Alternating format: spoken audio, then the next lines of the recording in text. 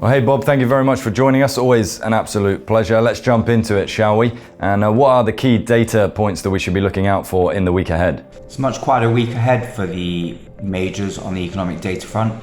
For the US dollar, key stats, weekly jobless claims figures on Thursday, and then prelim private sector PMI numbers for July on Friday. Plenty of interest in these numbers. Obviously, we're going to need to start seeing these jobless claims figures start dropping below the 300k mark to really start putting the pressure on the Fed to support a dollar boost. For the pound, we've got CBI industrial trend orders on Thursday, and then we'll be looking at private sector PMI and retail sales figures at the end of the week. Retail sales figures and service sector PMI numbers will be the key stats of the week. A pickup in service sector activity and consumer spending would support the pound. For the Eurozone, business and consumer confidence figures on Thursday and private sector PMI numbers for France, Germany and the Eurozone on Friday. Obviously, we've seen some concerns over the resilience of the economic recovery, so these numbers will be key following some weak numbers out of Germany of late. Main event of the week, however, is the ECB monetary policy decision on Thursday, following the revamp of its objectives on price targets and the 2% inflation rate. Obviously, the market's going to be particularly interested on how the ECB will be managing price stability and what its view is on the economic outlook. So these will be the main areas of focus. Moving over to the commodity currency countries, Bob, what key drivers could there be for namely the Canadian loonie dollar and the Aussie dollar as well? For the commodity currencies, it's also a very quiet week ahead on the data front. For the loonie house price figures, not going to have much impact on the loonie, but retail sales figures will.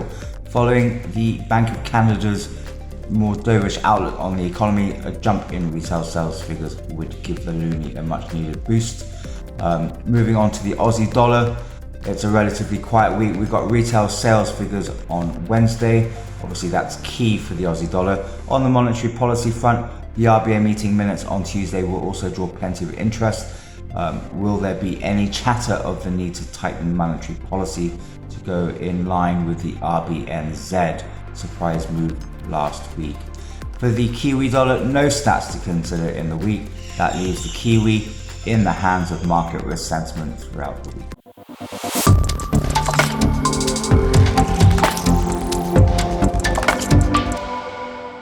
Jumping over to the Asian giants then, what should we be expecting to see out of Japan and China? For the Japanese yen, quiet week as well. We've got inflation figures for Japan, not going to have too much impact on the Japanese yen.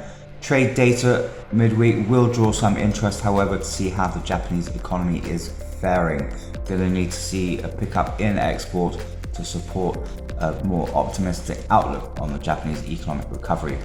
Bank of Japan monetary policy minutes due out midweek will have limited impact, as these will be dated following last week's monetary policy decision.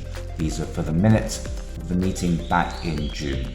For the Chinese yuan, no stats to consider. PBOC is in action with loan prime rates. No moves expected, however, so that leaves geopolitical risk and chatter from Beijing in focus from a China perspective. Yeah, you mentioned geopolitical risk there in regards to China. Is there any other thing we should be keeping our eyes on in regards to geopolitics in the week ahead? On the geopolitical risk front, no major considerations in the week ahead other than monitoring, obviously, chatter from Beijing and obviously Moscow and US-Russia, US-China relations, and then there's obviously Iran and what else is going on following the withdrawal of troops from Afghanistan. So these remain the main areas of focus for the markets. Well, Bob, as always, a massive pleasure. Thank you very much for joining us. We look forward to speaking to you again very soon indeed. And thank you everyone else for watching. Don't forget to head over to our Dukascopy TV social media platforms to keep up to date with everything else affecting the markets. Until next time, goodbye.